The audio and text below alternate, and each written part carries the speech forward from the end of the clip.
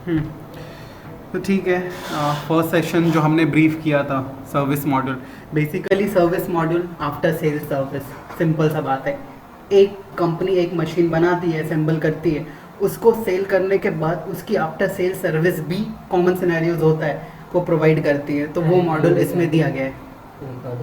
तो वो मॉड्यूल के regarding basic setups and transactions इसमें कैसे करते हैं। फॉर एग्जांपल इसमें भी जैसे सेल्स ऑर्डर नॉर्मल ट्रांजेक्शन्स में होता है, इसमें सर्विस ऑर्डर क्रिएट होता है।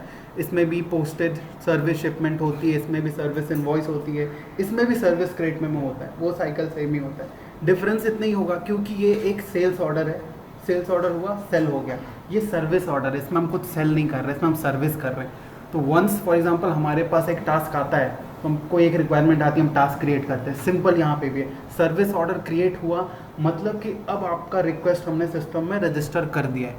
अब फर्दर आगे वाली जो टीम है उस पर काम शुरू करेगी। तो फर्स्ट चीज़ क्या होता है, हम टास्क क्रिएट करते हैं, सिंपली सर्विस ऑर्डर सिस्टम में क्रिएट हो गया। उसके बाद क्या कहते हैं, असाइन किसको करना है टास्क, हम भी यही करते हैं, असाइन कर देते हैं कंसर्न पर्सन को। सेम प्रोसेस में भी है, कंसर्न पर्सन को असाइन होगी, उसके लिए डिस्पैच बोर्ड नाम की फंक्शनैलिटी है। फिर वो डिस्पैच वहाँ पे असाइन हो गई, उसके बाद वहाँ से उस टास्क पे एक्चुअल में ट्रांजेक्शन्स जितने भी जो आवर्स लग रहे हैं, उन्होंने क्या किया, सब हम जैसे कमेंट्स में डालते हैं, अभी क्या स्टेटस है, अभी हमने क्या काम किया है, होल्ड पे गया है क्या, जितनी चीज़ें हम एक एक्चुअल बंदा जब उस पर वर्क करता है जो करता है, सेम चीज़ हम यहाँ पे भी करते हैं। तो स्टेप्स सारे सेम रहेंगे। सबसे पहले एक ऑर्डर सर्विस ऑर्डर बुक होगी, उसके बाद उसकी असाइनमेंट होगी, उसके बाद उस असाइन सर्विसेज पे वो बंदा, वो जो एक्चुअल में सर्विस पर्सन है वो उस पर सर्विस करेगा। उसके टाइम पे उसको जो भी चीज़ें होंगी सारा डिटेल्स वो उसमें भरेगा। वो हो जाने के बाद वहाँ पे वो स्टेटस चेंज कर देगा, फिनिश्ड। वो हो गया। इसके बाद जो है हम उस सेल्स ऑर्डर को शिप या इन्वॉइस कर सकते हैं। अभी यहाँ पे शिप मतलब ऐसा नहीं कि कोई मटेरियल में सेंड कर रहा हूँ, दिस इज सर्विस मॉड्यूल, तो आइटम तो शिप होने वाली नहीं है। शिप मतलब कि ये यूजेज हो गई है, ये हम जस्ट जस्टिफाई कर रहे हैं, ठीक है। इसमें यूजेज टाइप की एंट्री गिरती है, इन्वॉइस होता है तो इन्वॉइस टाइप की। तो सर्विस शिप का ऑप्शन इसमें भी है, लेकिन शिप मतलब कि सिर्फ वो एक्चुअल में वो सर्विस अब यूज़ हो चुका है, इतना अब हम चार्ज कर सकते हैं, उसके लिए रेडी है, ठीक है। तो ये बेसिक एक जो NAV ने बेसिक डिफ़ॉल्ट जो डैशबोर्ड दी है, जैसे सेल्स ऑर्डर प्रोसेसर होता है, अकाउंटिंग मैनेजर होता है, वैसे ही सर्विस के लिए यही है इकलौता, डिस्पैचर कस्टमर सर्विस, ठीक है। यहाँ पे आपको सारे आपके लेफ्ट हैंड साइड में मेनूज़ में आपको दिख ही जाएंगे जो बेसिक ट्रांजेक्शन्स होते हैं जो मैंने बोला था। अभी हम स्टार्ट करते हैं बेसिकली पहले सेटअप्स के साथ, जो बेस सेटअप्स है, बहुत इजी टू अंडरस्टैंड। उसके बाद हम थोड़े ट्रांजेक्शन्स में जाएंगे। तो यहाँ पे ही सर्विस की मॉड्यूल आपको दिख जाती है, ठीक है। इसमें चलते हैं, सर्विस पे क्रिएट करते हैं। यहाँ पे एडमिनिस्ट्रेशन, हर एक पार्ट में उसके रिलेटेड सेटअप्स दिए हुए हैं। सारे सेटअप्स एक जगह पे देखने हैं तो यहाँ पे दिख जाएंगे आपको एडमिनिस्ट्रेशन के अंदर, ठीक है। तो यहाँ पे आपको सारे सेटअप्स दिख जाएंगे। इसमें भी डिवाइड कर ही दिया है कि कॉन्ट्रैक्ट, ये कॉन्ट्रैक्ट मैनेजमेंट के, ये ऑर्डर प्रोसेसिंग के हैं, ये नॉर्मल सेटअप्स हैं, ठीक है। सबसे पहले बेसिक सेटअप्स जो मैंने फर्स्ट डे में भी एक्सप्लेन किया था कि default service hours, like for example mind cord सुबह 10 बजे से रात की 9 बजे तक चलती है, that is a different thing कि हमारा 10 से 7 का है।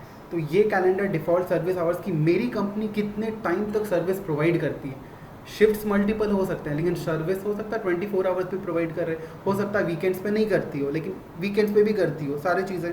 तो वो कैलेंडर हम यहाँ पे डिज़ाइन कर सकते हैं अपने हिसाब से, डिफ़ॉल्ट सर्विस आवर्स क्रिएट कर सकते हैं। जैसे इसमें किया गया है कि मंडे ट्यूसडे वेडनेसडे फ्राइडे इतनी है, स्टार्ट होता है 8 बजे, ख़त्म होता है 5 बजे।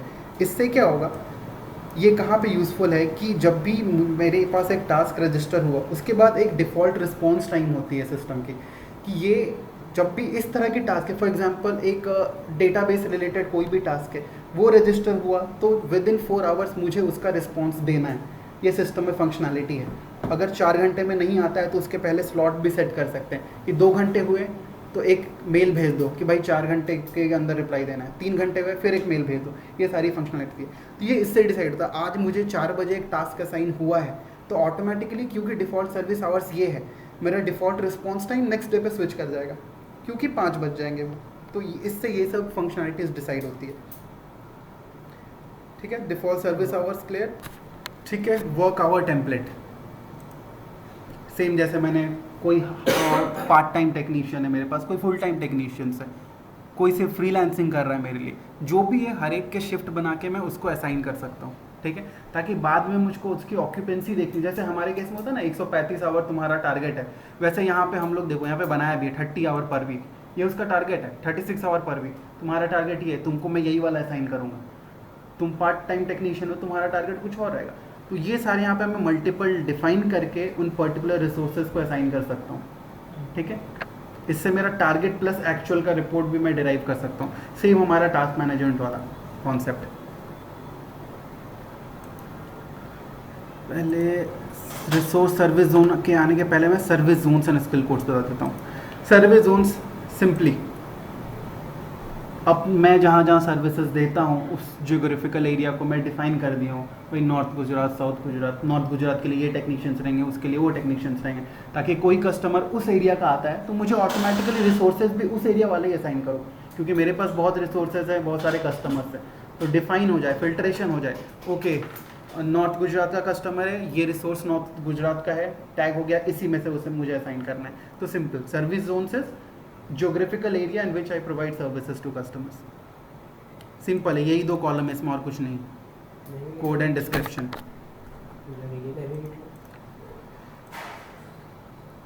जो हम से जा रहे हैं उसी में मैं दिखाता हूँ, ठीक है। स्किल कोड्स आ गए, स्किल कोड्स सिंपली ज़्यादा एक्सप्लेन करने का जरूरत है नहीं, किसमें कौन सा स्किल, मैं मल्टीपल स्किल्स डिफाइन कर सकता हूँ, ये स्किल्स में रिसोर्सेज को टैग भी करूँगा, ठीक है। तो तुम टेक्निकल हो, तुम फंक्शनल हो, तुम फंक्शनल में सिर्फ ये मॉड्यूल देखते हो फॉर एग्जांपल, वो टेक्निकल है तो वो सिर्फ सर्टिफिकेट बनाता है, एज्योर का देखता है, जो भी है वो सारे मैंने स्किल कोड्स यहाँ पे डिफाइन कर दिए। अब स्किल कोड डिफाइन हो गया, सर्विसेज डिफाइन हो गया, अब इन रिसोर्सेज को मैं सर्विस जोन्स में जो टैग करता हूँ वो यहाँ पे हम कर सकते हैं, ठीक है।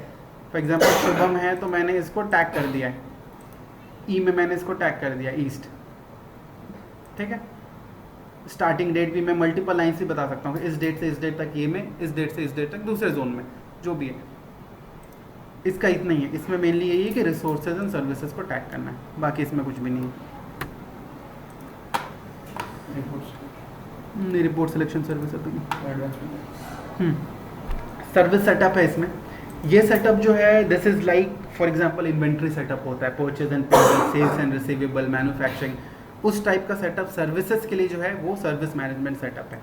अभी first warning within hours, send first warning to, इसका मैंने वही है जो मैंने बताया था कि रिस्पॉन्स टाइम, हम जब भी कोई भी सर्विस ऑर्डर रेज करेंगे उसकी एक स्टैंडर्ड रिस्पॉन्स टाइम हम डिफाइन कर देते हैं कि अगर हार्डवेयर रिलेटेड है, नेटवर्किंग रिलेटेड है, सॉफ्टवेयर रिलेटेड है, हर एक में मैं डिफाइन करूँगा।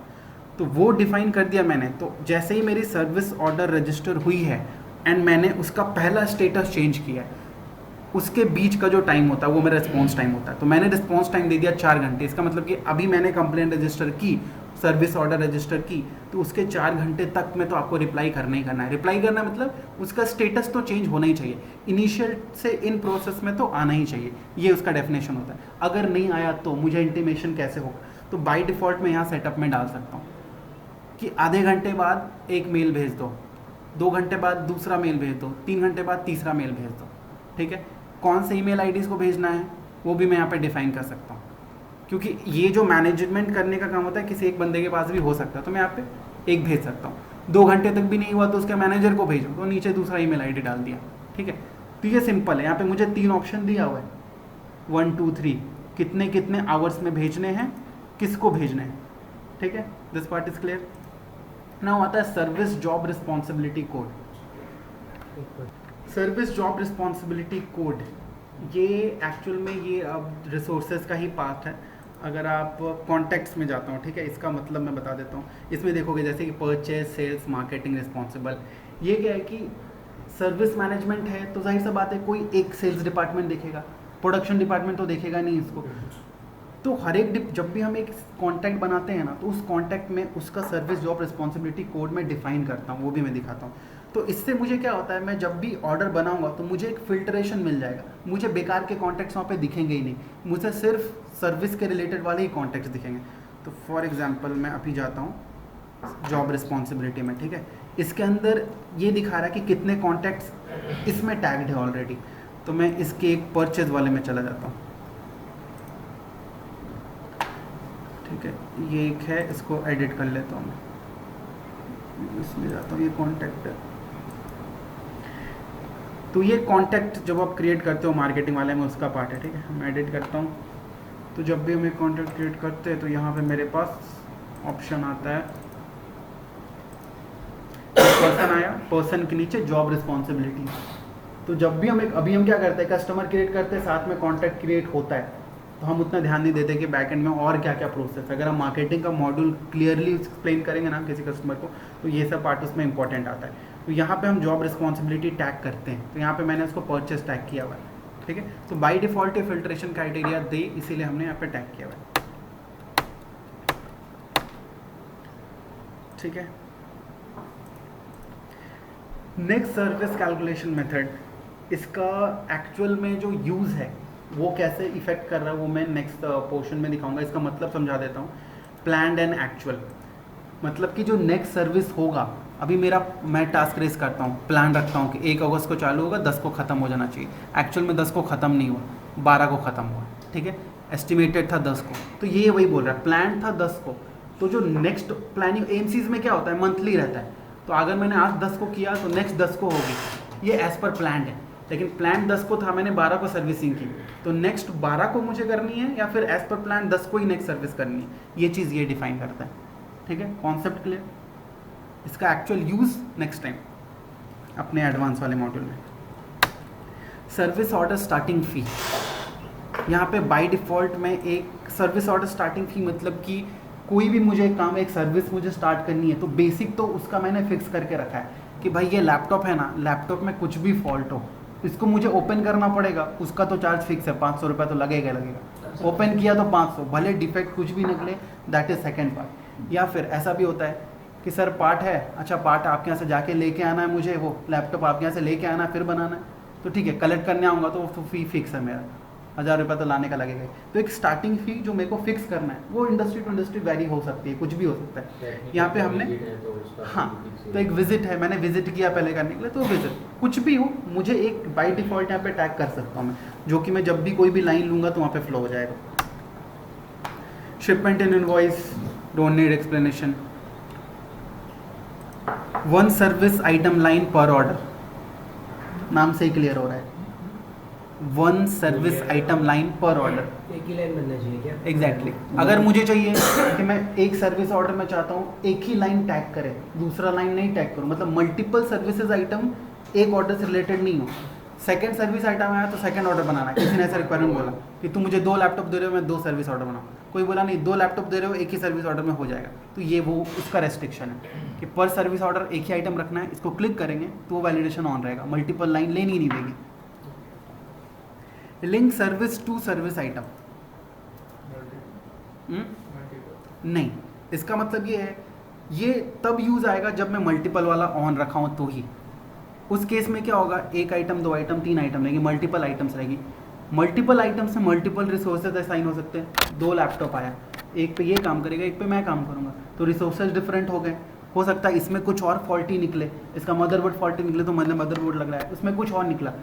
तो हर एक आइटम लाइन वाइज अगर मुझे ट्रैकिंग चाहिए कि इसको किस रिसोर्सेज ने किया, इसमें कौन सा पार्ट लगा, वो चीज़ अगर मुझे रिलेशन चाहिए तो मुझे ये चीज़ ऑन रखना है।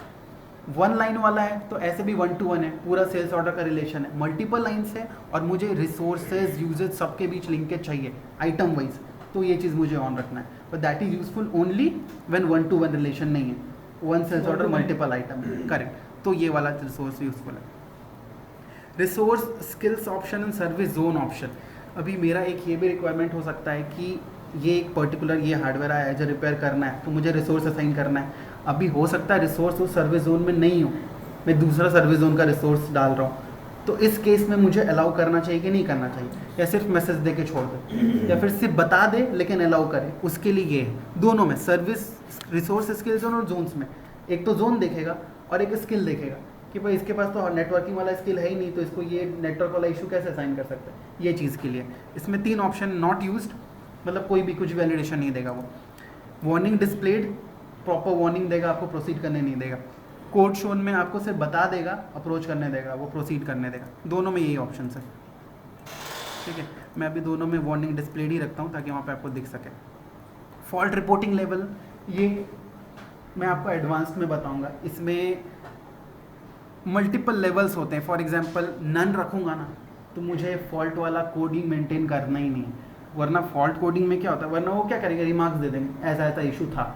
फॉल्ट में क्या आता है, उनको A to Z स्टैंडर्ड जो चलता है कि कोड फॉल्ट नंबर B1 था, उसका रेजोल्यूशन C2 किया है मैंने, वो कोडिफिकेशन होता है प्रॉपर, वो मेंटेन करना पड़ेगा। वो भी मेंटेन करना पड़ेगा किस लेवल तक, सिर्फ फॉल्ट बता दो, आगे कुछ नहीं। फॉल्ट का रेजोल्यूशन क्या वो मुझे नहीं चाहिए, रेजोल्यूशन का कोड क्या था मुझे मतलब नहीं, मैं सिर्फ फॉल्ट का कोड मेंटेन करूंगा, अभी के लिए उतना कर सकता हूँ। तो फॉल्ट का मास्टर डाल के छोड़ दिया। फॉल्ट प्लस सिम्टम, ये फॉल्ट था, सिम्टम ये, फॉर एग्जांपल मेकिंग साउंड, उसका एक कोड है जो डिफाइन किया हुआ है एज पर यूरोपियन स्टैंडर्ड, वो मेंटेन करना है। तीनों मेंटेन करना है तो उसको बोलते हैं iris, fault plus symptom plus area, तो उसको आइरिस बोलते हैं। तो ये किस तरह से आपको फॉल्ट रिपोर्टिंग, जो कि इसका एक छोटा सा यूटिलिटी है सर्विस मॉड्यूल का, वो कैसे मेंटेन करना है वो यहाँ पे आप डिफाइन कर सकते हो। Copy comment to order, copy comments order to invoice and order to shipment, ठीक है। लोगो सेल्फ एक्सप्लेनेटरी, कोई दिक्कत नहीं है। चलो इसको बंद करते हैं। मैंडेटरी फील्ड्स, ऑब्वियस कि मुझे कोई फील्ड मैंडेटरी करने हैं कि इसके बिना प्रोसीड नहीं करे, फिनिश नहीं करे ऑर्डर, तो यहाँ पे सर्विस ऑर्डर टाइप मैंडेटरी, वहाँ पे सेल्स ऑर्डर के ऊपर जब मैं जाऊँगा तो मल्टीपल ऑर्डर टाइप्स होंगे, आप डिज़ाइन कर सकते हो, हार्डवेयर टाइप है, सॉफ्टवेयर टाइप है, डेटा प्रोसेसिंग है, क्या है। Service order start mandatory, service order book किया, इस पर स्टार्ट कब हुआ है वर्किंग, वो मेरे को मैनुअली डालना है कि नहीं डालना, उसके विदाउट भी फिनिश कर सकते हैं कि नहीं कर सकते हैं। Service order finish mandatory. Contract, ये वाला आपको ये बता देगा, कॉन्ट्रैक्ट रिलेटेड जितना भी है जैनम दे रहा है, तो कॉन्ट्रैक्ट रिलेटेड कुछ भी सेटअप्स भी होंगे, ट्रांजेक्शन भी होंगे, तो वो एक्सप्लेन करेगा, ठीक है। उसको मैं स्किप करते जा रहा हूँ फिलहाल के लिए। Unit of measure, fault reason, sales person mandatory, ठीक है, इसमें कोई एक्सप्लेन करना नहीं है। डिफ़ॉल्ट्स, डिफ़ॉल्ट पे ये कॉन्ट्रैक्ट पूरा का पूरा जाने में एक्सप्लेन करेगा। डिफ़ॉल्ट नहीं, चार ही चीज़ें एक साथ तुम एक्सप्लेन करना। मुझे कुछ वैल्यूज़ डिफ़ॉल्ट रखने हैं, for example default response time मैंने डाल ही दिया कि इसमें कोई भी इशू आता है 2 घंटे में तो आपको रिएक्ट करना ही करना है, रिस्पॉन्स देना ही देना है, तो मैं यहाँ पे डाल के छोड़ दूंगा कि डिफ़ॉल्ट रिस्पॉन्स टाइम क्या है, 2 घंटे फॉर एग्जाम्पल, मैंने डाल के छोड़ दिया। उसी तरह warranty discount parts and labour, हम लोगों को भी पता है कि 2 पार्ट में वारंटी आता है, एक लेबर पे आता है, एक पार्ट पे आता है। मैक्सिमम लोग पार्ट्स पे नहीं भी कवर करते हैं कि सर इसका तो वारंटी ठीक है, सर्विसिंग है, पार्ट में कुछ इशू हुआ तो करना पड़ेगा। तो यहाँ पे मैं डिफाइन कर सकता हूँ कि पार्ट्स पे मैं 60% कवर कर रहा हूँ, कुछ पार्ट डैमेज है तो उसका 60% मैं बेयर करूँगा, 40% का आपको पे करना पड़ेगा। तो वो सब चीज़ मैं यहाँ पर डिफाइन कर सकता हूँ। तो जब भी मैं सर्विस ऑर्डर बुक करूँगा, आइटम क्रिएट करूँगा, तो ये इस प्रॉपर्टीज़ के साथ क्रिएट होगी। डिफ़ॉल्ट वारंटी ड्यूरेशन 1 ईयर, 1 साल का तो रहता ही रहता है, तो वो बाई डिफ़ॉल्ट फ्लो हो जाए। बाकी नंबरिंग के यहाँ पे हैं सारे टैब्स और जीएसटी रिलेटेड जो सारे सेटअप्स में रहते हैं, ठीक है। तो इससे मूव करता हूँ मैं। ये सारे हो गए। कॉन्ट्रैक्ट में एक्सप्लेन करेगा। जो मैंने सर्विस ऑर्डर टाइप्स अभी बताया था वो यहाँ पे हम सर्विस ऑर्डर टाइप्स खुद ही क्रिएट कर सकते हैं, जो वहाँ पे था कि मैंडेटरी भी करना है क्या, ठीक है। कोड एंड डिस्क्रिप्शन कुछ भी नहीं है इसमें। सर्विस कॉस्ट जो अभी मैं बात कर रहा था कि स्टार्टिंग फी है, इसमें 3 टाइप आपको मिलेगा। एक तो स्टार्ट मिलेगा, सपोर्ट और अदर। सपोर्ट जो हमारा रहता है, जैसे कि अदर्स में ट्रैवल वाला डाल सकते हैं, अदर में स्टार्ट वगैरह टैग कर सकते हैं। विजिटिंग रिलेटेड कुछ भी है तो वो ट्रैवल में आप डाल सकते हो। ये यहाँ पे टैग भी किया हुआ है कि अगर ये वाला किसी और को आप टैग करो ना और वो ईस्ट जोन में नहीं है तो आपको वहाँ पे एरर दे ही देगा, तो बाय डिफ़ॉल्ट टैग किया हुआ है। उसके डिफ़ॉल्ट यूनिट कॉस्ट भी आपको डालनी है, तो आप जैसे ही सेलेक्ट करोगे यूनिट कॉस्ट भी वहाँ पे फ्लो हो जाएगी, ठीक है। जीएसटी HSN दे दिया है, okay. So these are additional services. ये बेसिक कॉस्ट नहीं है जो आइटम को सर्विस करने का, उसके अलावा जो भी एडिशनल कॉस्ट होते हैं वो यहाँ पे क्रिएट कर सकते हो आप। सर्विस सेल्स, इसमें भी कुछ नहीं है। जैसे ही मेरे पास रिपेयर के लिए एक सर्विस आइटम आती है तो मैं उसको कहाँ पे रख रहा हूँ, अगर मुझे उसका डिफाइन करना है तो मैं डिफाइन कर सकता हूँ कि यहाँ पे रखा था कि मुझे आइडिया रहे, ठीक है। तो सर्विस सेल्स यहाँ पे नंबर एंड डिस्क्रिप्शन सेल्फ है, शेल्फ वाला, ठीक है। ट्रबल शूटिंग ये आप तब क्रिएट कर सकते हो जब आप काफ़ी स्टैंडर्ड्स मेंटेन कर रहे हो कि भाई एक रिलेटेड इशू आया, फॉर एग्जांपल उसका बूट नहीं हो रहा है कंप्यूटर, तो बूट नहीं हो रहा है तो मुझे ये 4 चीज़ें चेक करनी है और ये 5 क्वेश्चंस मुझे उससे पूछना है कि भाई पानी में गिरा था क्या, अच्छा हीटिंग ज़्यादा होता है क्या। वो बेसिक सेटअप्स एंड क्वेश्चनर्स हम यहाँ पे डिफाइन कर सकते हैं। इससे क्या होता है, जब भी मैं ये टास्क किसी को असाइन करूँगा ना तो ये वाला उसमें ट्रबल शूटिंग गाइडलाइंस उसको दिखेंगे तो उसके लिए पास एक गाइडलाइन है, ये इस तो पहले क्लियर कर ही लो। ये वहाँ पे सर्विस के लिए गया भी है, पहले दिखेगा अच्छा बहुत हीटिंग कर रहा है क्या, ये चेक है क्या, ये चेक है क्या, 4 क्वेश्चन पूछ लेगा। तो basically questioners and the set of instructions to follow वो यहाँ पे डिफाइन करते थे। फॉर एग्जांपल सर्वर फेलियर में मैं जाता हूँ, यहाँ पे सिंपली लिखा हुआ है is the power switched on, is the server connected to the network, उसने बोला सर्वर फेलियर हो गया सर। तो ये सारे पॉसिबल क्वेश्चन हम उससे पूछ सकते हैं, ठीक है।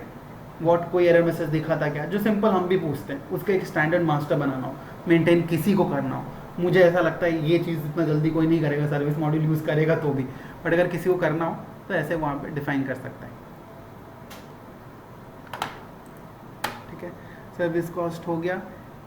प्राइसिंग और फॉल्ट रेजोल्यूशन हम एडवांस में कवर करेंगे। यहाँ पे मैं बता देता हूँ service order status setup and repair status setup. ये मैंने पिछले बार भी बताया था कि ये 2 सेटअप्स ऐसे हैं जिसके बीच में टाइट कपलिंग है, एक चेंज होगा तो दूसरा ऑटोमेटिकली चेंज होगा, ठीक है।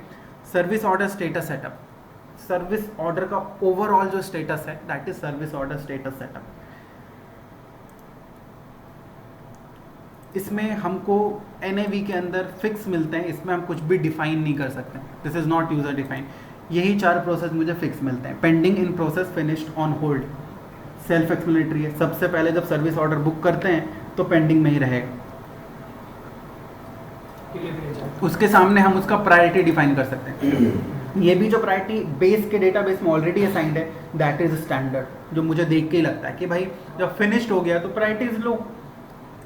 इन प्रोसेस में मतलब सबसे ज़्यादा प्रायोरिटी है, ऑन होल्ड है, मीडियम लो, मीडियम हाई, और ये भी 4 ही होते हैं, इसमें भी हम कुछ क्रिएट नहीं कर सकते।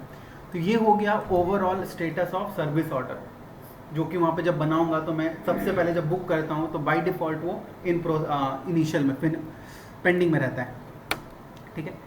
अभी आता है रिपेयर स्टेटस सेटअप। यहाँ पे क्या करते हैं कि हम मल्टीपल डिफाइन कर सकते हैं, लेकिन with in those 4 statuses only. मैंने एक डिफाइन किया इनिशियल, या मैंने रिपेयर स्टेटस डिफाइन किया, मतलब स्टेटस ऑफ ईच आइटम मैंने एक डिफाइन किया इनिशियल। इनिशियल को मैंने क्या किया, टैग कर दिया किससे, पेंडिंग वाले से, ठीक है। और यहाँ पे प्रायोरिटी मीडियम हाई ऑटोमेटिकली आ गई। यहाँ पे इनिशियल बूलियन भी है, जितने बूलियंस मेरे वहाँ पे है ना वहाँ पे यहाँ पे बूलियंस आ जाएंगे, ठीक है। यहाँ पे मैंने टैग कर दिया। फॉर एग्जांपल अभी मैंने एक बताया कि spare part order, spare part order किया है, 1 दिन 10 दिन तो लगेगा आने में, तो ऑन होल्ड है, ऑन होल्ड है तो यहाँ पे बूलियन भी यहाँ पे स्पेयर पार्ट वाला टिकड है, स्पेयर पार्ट ऑर्डर टिक है, मीडियम लो प्रायोरिटी, ऑटोमेटिकली मैंने ऑन होल्ड से टिक कर दिया। तो ऑन होल्ड के फर्दर बाइफर्केशन अगर मुझे करने ऑन होल्ड बिकॉज ऑफ क्या, तो मैं 4 रीजन और डिफाइन कर दूंगा और उसमें जो स्टेटस है वो ऑन होल्ड में टैग कर दूंगा। अभी यहाँ पे एक ये चीज़ भी है कि ऑन होल्ड है, तो यहाँ पे फॉर एग्जांपल ये code finished, like posting allowed, ये सब अनटिक है इसमें, ठीक है। ये सब बूलियंस भी यहाँ पे हैं। Pending status allowed, in process, तो अगर होल्ड में है तो मैं पोस्टिंग भी नहीं करूँगा, दिस इज ऑब्वियस कि होल्ड में है मतलब कि ये सब अनटिक कर दूँ, तो मैं अपने हिसाब से इसको मैनेज कर सकता हूँ, ठीक है। तो service order status and repair status setup clear है। चलो अभी इस पे से चलते हैं। इतने सेटअप्स के बाद we can proceed to transactions.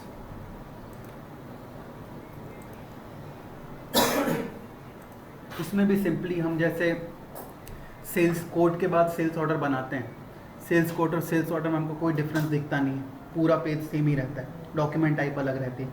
इसमें भी बिल्कुल पूरा पेज सेम है, खाली डॉक्यूमेंट टाइप अलग है।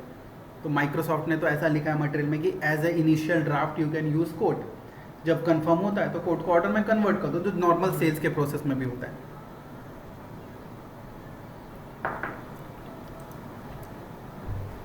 तो सेल्स कोड दिखा देता हूँ मैं, सेम ही पेज रहेगा। स्टार्ट मैं सेल्स ऑर्डर से करता हूँ क्योंकि उसमें मैं फील्ड अच्छे से कोरिलेट करके, सब सारे फील्ड सेम है, ठीक है, कोई भी डिफरेंस नहीं सेल्स ऑर्डर सेल्स कोड में, सब कुछ यही रहेगा।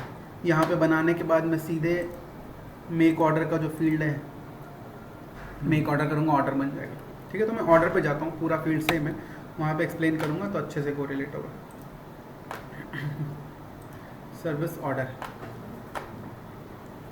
चलो न्याय क्रिएट कर लेते हैं। ये पार्ट पे मैं पहुंचा हूँ, मतलब कि अभी मेरे पास एक, जैसे हम टास्क रजिस्टर करते हैं बात बात होगी ऐसे ऐसे, हाँ ठीक है चलो आप इक्विपमेंट भेज दो, मैं ऑर्डर आपका रजिस्टर कर देता हूँ ताकि मेरी टीम को दिख जाए, और जिसको असाइन करना है असाइन कर दो। This is the first part. अभी यहाँ पे हमने अभी तक सर्विस आइटम कैसे क्रिएट करना है ये नहीं देखा। अभी सर्विस आइटम क्रिएट करने के लिए NAV ने सर्विस में 3 चीज़ें दी। जैसे सेल्स ऑर्डर में हमको आइटम चाहिए, इसमें सर्विस आइटम चाहिए, तो एक तो आप सीधे सर्विस आइटम की कार्ड पे जाओ, वहाँ से मैनुअली क्रिएट कर दो। दूसरा कि सेल्स कोड से या सर्विस कोड से या सर्विस ऑर्डर से आप आइटम एग्जिस्ट नहीं करती है, लेकिन while creating those you can create the item, वो मैं अभी दिखाता हूँ। उसके बाद उसी में जाके फर्दर डिटेल भरूँगा। सेकेंड होती है कि मैंने सेल्स ऑर्डर जब मैं पोस्ट करूँगा, जब शिप करूँगा उसको, तो ऑटोमेटिकली मेरी आइटम क्रिएट हो जानी चाहिए।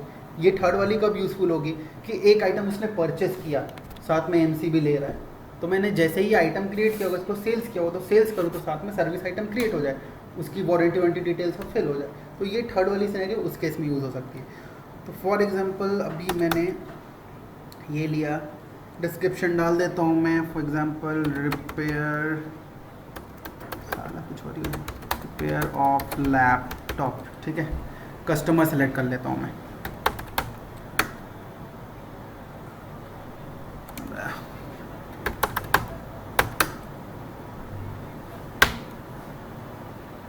ठीक है। अभी तक मैंने आइटम क्रिएट नहीं किए फॉर एग्जांपल, तो मैं यहाँ पे जाके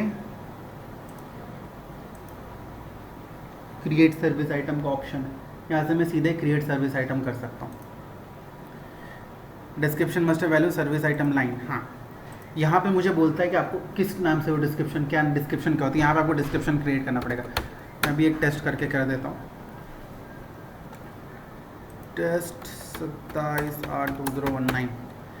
अभी सेकेंड चीज़, अगर मैंने कस्टमर नहीं भी क्रिएट किया होता तो वो कस्टमर भी मांगता, उसके विदाउट भी वो क्रिएट नहीं करेगा, क्योंकि सर्विस आइटम हम बना रहे तो उसका कस्टमर के साथ टैग करना ही है। वो उस आइटम, वो ऐसा आइटम के केस में कैसा एक आइटम बना दिया सबके साथ सेल्स हो रहा है, ये नहीं, एक आइटम डेडिकेटेड है भाई थ्रू आउट लाइफ, उसी आइटम वो ही कस्टमर के साथ रहेगी। XYZ मॉडल है, उसका 3 कस्टमर है, तो XYZ तीनों का अलग अलग बनेगा। आप सर्विस आइटम पे बेस के डेटा में भी जाओगे ना, वो तो मींस अपना आइडेंटिफाई देता ही उसका हाँ, नंबर वो समथिंग उसका अलग ही रहेगा, बट अलग अलग बनेगी, ठीक है। तो यहाँ पे मैं गया फंक्शंस में, मैंने किया create service item. You want to create a service item, yes, service item 50 was created, service item does not belong to any service contract, बता रहा है, ठीक है। यहाँ पे आइटम ऑटोमेटिकली फिल हो गई। तो ये पहला तरीका हो गया। दूसरा तरीका, नॉर्मली हम सर्विस आइटम पे जाते हैं, ये तब यूज़फुल हो सकता है फर्स्ट जबकि मैं कोट बना रहा हूँ, क्योंकि कोट वाले को कोई लेना देना नहीं, उसको कोटेशन भेजना, इसीलिए आइटम डालो और भेज दो। तो ये फर्स्ट प्रोसेस उस टाइम यूज़ कर सकते हैं। सर्विस आइटम पे चलते हैं, ये रहा सर्विस आइटम। मैंने एक सर्विस आइटम क्रिएट की है, डिटेल दिखा देता हूँ। वो नहीं, लैपटॉप ठीक है, 50 नंबर नहीं 15 तो अभी टेस्ट के लिए किया था, मैंने जो क्रिएट किया वो दिखा देता हूँ। यहाँ पे क्रिएट कर रहे हैं मैनुअली, डिस्क्रिप्शन यहाँ पे मेरे को नहीं डालने का जरूरत है। मैंने इसको क्या होता है, एक आइटम से मुझे टैग करना पड़ता है, किस आइटम पे मैं सर्विस कर रहा हूँ, तो आइटम मैं सेलेक्ट करता हूँ तो ये डिस्क्रिप्शन ऑटोमेटिकली फिल हो जाती है। मुझे कुछ एडिशनल डालना है तो डाल सकता हूँ मैं। Service item group code, this is important. यहाँ पे क्या है ये मैं दिखा देता हूँ, सर्विस आइटम ग्रुप कोड। ये मैं हर एक आइटम में जैसे कैटेगरी और ग्रुप टैग करता हूँ उसी तरह ये भी यहाँ पे टैग होगा। इसमें कुछ चीज़ें डिफाइन होती है। एक तो मैं ग्रुप मतलब कि basically in terms of repair and maintenance जो भी सिस्टम एक कॉमन कैटेगरी में डाल सकते हैं, लाइक लैपटॉप एक हो गया, लैपटॉप एंड कंप्यूटर, सर्वर्स एक हो गया, नेटवर्किंग इंफ्रास्ट्रक्चर एक हो गया। इस तरह से मैं अलग अलग ग्रुपिंग कर सकता हूँ। इसमें इसके बेस पे मैं डिफ़ॉल्ट रिस्पॉन्स टाइम भी डिफाइन कर सकता हूँ कि जिसमें भी डेस्कटॉप टैग है उसका डिफ़ॉल्ट टाइम 4 घंटे डाल दो, कि इस आइटम को लेके जब भी मेरा बनेगा ना सर्विस ऑर्डर तो बाय डिफ़ॉल्ट उसमें मिल जाएगा कि 4 घंटे के अंदर आपको रिस्पॉन्स करना है। एक ऑर्डर रजिस्टर हुई, 4 घंटे के अंदर उसका स्टेटस चेंज होना चाहिए, टू डू से इन प्रोसेस हमारे केस में। तो यहाँ पे मैं डिफाइन कर सकता हूँ। Second important thing is that कि मैं आपको थर्ड वाला केस जो बोल रहा था कि जैसे ही शिपमेंट कर रहा हूँ, एक सेल्स किया तो उसका एमसीवी मेरे पास है, तो मैं मैनुअली जाके क्यों क्रिएट करूँ। तो शिपमेंट करता हूँ तो बाय डिफ़ॉल्ट मेरा आइटम भी क्रिएट हो जाना चाहिए, सर्विस आइटम। तो उस केस में क्रिएट सर्विस आइटम का यहाँ पे बूलियन है, ये मैं टिक रखूँगा तो ही क्रिएट होगा। अभी ये कहाँ पे असाइन करेंगे हम, ये मेन आइटम कार्ड पे मैं असाइन कर सकता हूँ। आप सीधे नॉर्मल आइटम मास्टर में चले जाओ तो वहाँ पे सर्विस आइटम ग्रुप होता है, उसका यूज़ यहाँ पे है। हम उसको नॉर्मली ऐसे यूज़ नहीं करते हैं कभी भी, उसका रिक्वायरमेंट भी नहीं है, सर्विस मॉड्यूल में ही उसका यूज़ है। ठीक है, ये सर्विस आइटम ग्रुप है, इसका हम कभी यूज़ नहीं करते, इसका यूज़ यहीं पे कि यहाँ पे मैं टैग कर दूँगा। इस आइटम को लेके जब भी सेल्स ऑर्डर भरेगा, नॉर्मल सेल्स ऑर्डर, मैं सर्विस ऑर्डर की बात नहीं कर रहा हूँ, सेल्स ऑर्डर किया, जैसे ही शिपमेंट पोस्ट किया, सर्विस आइटम में एक नई आइटम क्रिएट हो जाएगी इसी डिस्क्रिप्शन के साथ। ठीक है, क्यों? क्योंकि इसके अंदर वो डिफाइंड है कि क्रिएट सर्विस आइटम, एक डेट क्रिएट हो जाएगी। जितना बार शिप करेगा उतना बार क्रिएट होगी ना, मुझे मल्टीपल ही चाहिए होता है, क्योंकि अभी मैंने फॉर एग्जांपल एग्जैक्टली इसका फंडा यही है। अगर आप इसका बेस मास्टर भी देखोगे ना सर्विस आइटम का, तो आपको एक डिस्क्रिप्शन से 10 आइटम्स मिलेंगे, क्योंकि इसमें सिंबल किया है कि एक सर्विस आइटम को एक कस्टमर के साथ टैग कर दिया है, और वो जितनी मैं डिस्क्रिप्शन चेंज कर सकता हूँ अपने नॉलेज। तो सेकंड पार्ट में जाता हूँ, ये मेरा आइटम का जो नॉर्मल हम अभी तक करते थे, सर्विस आइटम पे वापस जाता हूँ मैं, उसकी फील्ड्स एक्सप्लेन कर देता हूँ। तो ये सर्विस आइटम पे गया,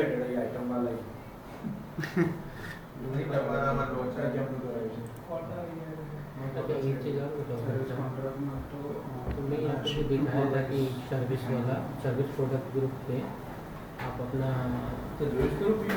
रिस्पॉन्स टाइम डिफाइन कर सकते हो। तो वो सेटअप पे जो हमने दिखाया था, तो सेटअप तो सारे के लिए होगा, अगर यहाँ पे हम डिफाइन करते हैं 12 घंटे या 14 घंटा, तो ये वैलिडेट करेगा उससे या फिर नहीं करेगा?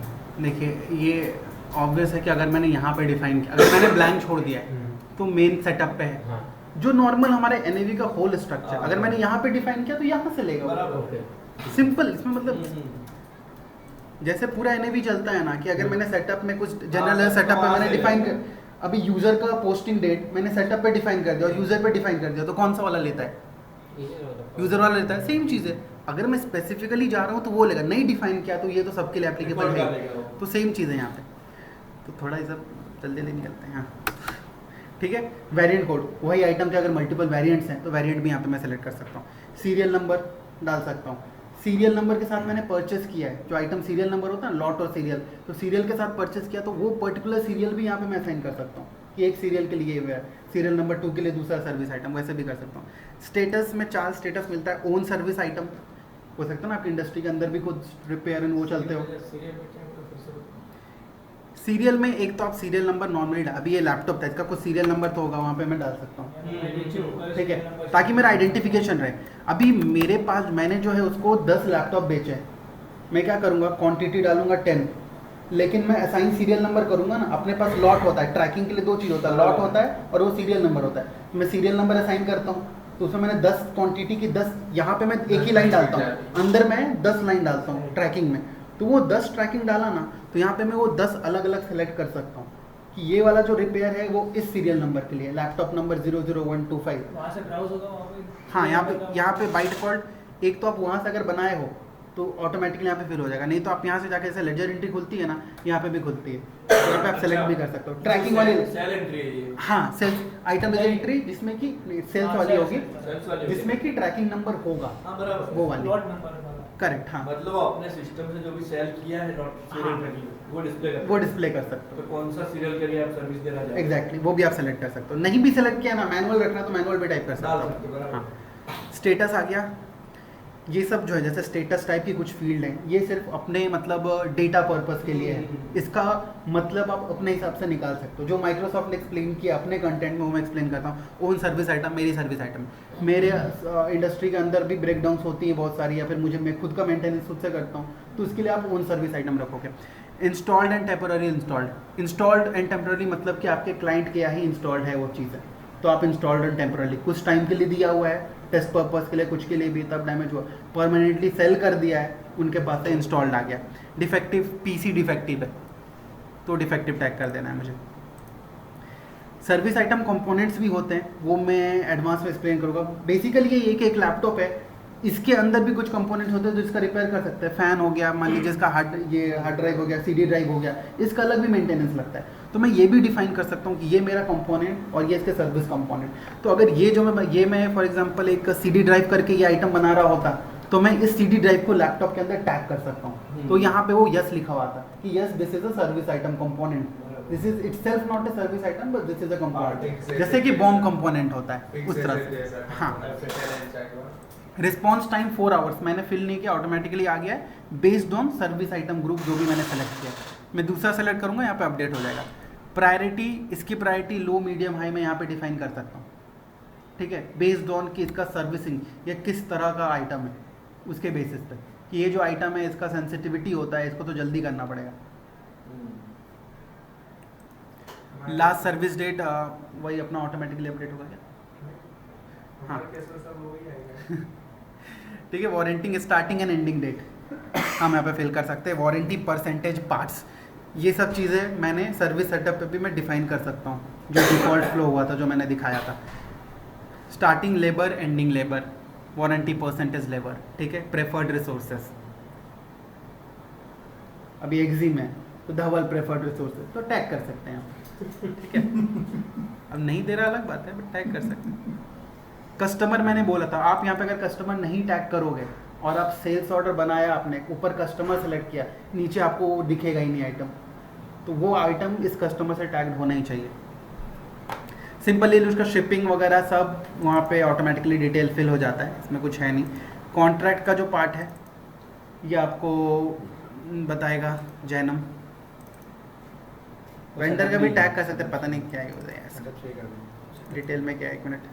हाँ, डिटेल में ये थोड़ा इंपॉर्टेंट है, यहाँ पे आप यूनिट कॉस्ट और यूनिट प्राइस डिफाइन कर सकते हो, जिसके बेसिस पे फॉर एग्जांपल हम कैसे आइटम पे यूनिट कॉस्ट डिफाइन कर सकते हैं। तो सेल्स प्राइस इतनी होती थी तो प्रॉफिट परसेंटेज दिखाता था, तो उस पर्पज़ के लिए यहाँ पे भी यूज़ होता है।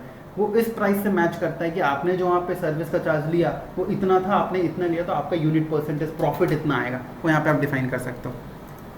ठीक है, तो मैं जाता हूँ सर्विस ऑर्डर में। ज़्यादा स्लो है, ज़्यादा फास्ट तो नहीं हो रहा है ना, अपन ठीक पेस पे चल रहे हैं, फिर ठीक है। ठीक है, तो अपन ये बना रहे थे ना,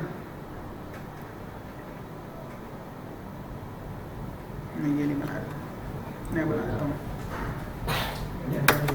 अभी मैं करता हूँ एक सेल्स ऑर्डर बनाता हूँ। सेल्स ऑर्डर बनने के बाद एक पर्सन होगा, हाँ मैं वो अपना आइटम के साथ बनाता हूँ, फिर उसको एक पर्सन असाइन कर देगा। वो असाइन होने के बाद उस पर वर्क परफॉर्म हो जाएगी, और उसके बाद में उसकी शिपमेंट और इन्वॉइस कर दूंगा। तो कस्टमर सेलेक्ट कर लेते हैं,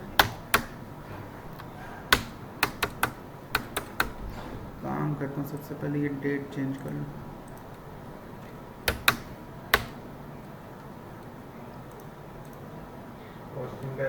सही है।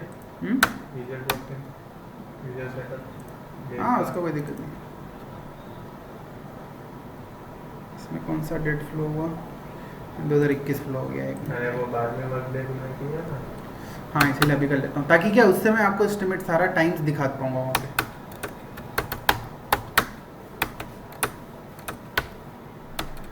ठीक है, आ गया। यहाँ पे सेम जीएसटी का स्ट्रक्चर जो वहाँ सेलेक्ट करते थे यहाँ पे भी कर सकते हैं। यहाँ पे कॉन्ट्रैक्ट होगा तो ये बताएगा, उसमें कॉन्ट्रैक्ट ऐड कर सकते हो। सर्विस ऑर्डर टाइप अभी मैं नहीं सिलेक्ट करता हूँ, ठीक है। जब मैं फिनिश करूँगा ना तो मुझे यहाँ पे बोल देगा कि आपका सर्विस ऑर्डर सेलेक्टेड है। मैं इसको अभी रहने देता हूँ। हाँ, क्यों? क्योंकि मैंने सर्विस सेटअप पे मार्क किया, तो मैंडेटरी करके जो पूरा फास्ट स्टेप था वहाँ पे मैंने डिफाइन किया था। ठीक है, यहाँ पे मैं सर्विस आइटम ले लेता हूँ अपना,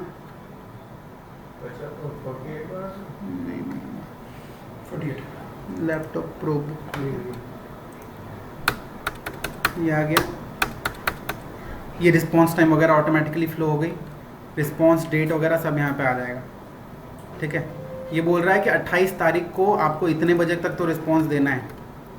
ठीक है, वो सब यहाँ पे बता रहा है बेस्ड ऑन मैंने जो अपना, हाँ उसके बेसिस पे यहाँ पे ऑटोमेटिकली बताया। ठीक है, अभी मैं क्या करता हूँ, मैंने ये सब डाल दिया। बाय डिफ़ॉल्ट स्टेटस पेंडिंग रहेगा। ठीक है, अभी मैं दो चीज़ें हैं कि एक तो मैं सिर्फ सेल्स ऑर्डर के पेज पे ही रह के सारी चीज़ें कर सकता हूँ। मैं इसको असाइन कर सकता हूँ, तो जिसको असाइन किया वो इस पर सारा वर्क कर सकता है। कुछ आइटम लगा है नया तो आइटम सब कुछ वर्क इस पर कर सकता है, और इसके बाद फिनिश कर सकता है। दूसरा प्रोसेस है कि मैं अलग अलग करूँ। सेल्स ऑर्डर बन के रख गया, उसके बाद मैं किसी और पेज से मैं असाइन कर रहा हूँ कि जो एक्चुअल ट्रांजेक्शन है। नहीं तो दूसरी प्रोसेस की पूरा चीज़ आप सेल्स ऑर्डर से भी कर सकते हो। इनवॉइसिंग शिपिंग वही टैब है, कुछ डिफरेंट नहीं है। डिटेल्स में दिखा देता हूँ मैं। वहाँ पे जो वार्निंग स्टेटस मैंने डिफ़ॉल्ट डाला था कि 2 घंटे में मिलनी चाहिए, वैसे ही वार्निंग स्टेटस आप यहाँ पे भी डाल सकते हो। ठीक है, first warning, second warning, third warning, कि फर्स्ट वार्निंग अभी चल जानी चाहिए। हाँ करेक्ट। तो वो डॉक्यूमेंट में भी डिफाइन कर सकते हो, डॉक्यूमेंट पे नहीं भी डिफाइन किया है तो मेन सेटअप जो सर्विस सेटअप उसमें तो डिफाइन किया ही हुआ है। Link service to service item by default tick हो गया है क्योंकि मैंने टिक रखा था, डॉक्यूमेंट पे भी अनटिक करके निकल सकते हो आप। एलोकेटेड आवर 0 है, नंबर ऑफ एलोकेशन 0 है, किसी को असाइन नहीं किया है 0 आवर्स है अभी तक, यहाँ पे सेटअप दिख रहा है। नंबर ऑफ अनएलोकेटेड आइटम्स, इस सर्विस ऑर्डर में एक आइटम है तो वहाँ पे दिखा रहा है। सर्विस जोन कोड M है, वो दिखा रहा है क्योंकि ये सर्विस जोन कोड कस्टमर पे टैग होता है। अब कस्टमर पे देखना होगा सर्विस जोन करके होता है तो वहाँ पे टैग होगा। ये अनएलोकेटेड आइटम्स जो है ना, वो नंबर ऑफ लाइंस है, नंबर ऑफ क्वांटिटी, ये नंबर ऑफ एलोकेटेड आइटम्स, ये यार एक मिनट अभी चेक कर लेते हैं क्वांटिटी है या क्या है, एक मिनट चेक जितना कर मोमेंट है करना तो अपने जरूरी नहीं है। यहाँ पे दिख जाएगा। आइटम रिजेंटेबल सर्विस आइटम लाइन ही खुल रहा है। क्वांटिटी पता है, आइटम्स नहीं काउंट है सर, आइटम का काउंट है या फिर वहाँ पे item क्वांटिटी नहीं है, इसमें तो सिंगल ही हो रहा है ना, सिंगल ही होगा सर्विस आइटम, इसमें क्या क्वांटिटी बढ़ेगा, सर्विस में quantity- ये तो नंबर ऑफ लाइंस होगा फिर। एक लाइन मतलब एक ही आइटम, उसमें क्वांटिटी वगैरह का फील्ड भी नहीं है उसमें। पर अपना वो जो सीरियल वाला था ना वो एक बार चेक करना, मल्टीपल सीरियल वाला है उसको वो देख लेंगे। ठीक है, ऑर्डर डेट ऑर्डर टाइम यहाँ पे आ गया, 348 को ऑर्डर मैंने डाला है 27 तारीख को, ये सब सारा ब्लैंक है अभी, ये सब सारा जैसे जैसे मैं अपडेट करूँगा अपडेट होते जाएगा। बाकी फॉरेन ट्रेड और टैक्स इन्फॉर्मेशन सेम टैब जो हमारा सेल्स ऑर्डर में रहता है। तो अभी मैं इसको करता हूँ 18 नंबर का है, ठीक है, क्लोज करता हूँ। अभी मैंने ऑर्डर रेस कर दिया, मतलब टास्क इज क्रिएटेड अपने केस में, अभी इसको असाइन करना है। तो असाइन करने के लिए मैं जाऊँगा सर्विस के केस में प्लानिंग एंड डिस्पैचिंग में। प्लानिंग में यहाँ पे डिस्पैच बोर्ड करके एक, इसका पर्पस है कि मैं जो टास्क अभी रेज हुई है, जो सर्विस ऑर्डर क्रिएट हुआ है, इसको असाइन करना है। असाइनमेंट के लिए ये पूरा बोर्ड यूज़ होगा।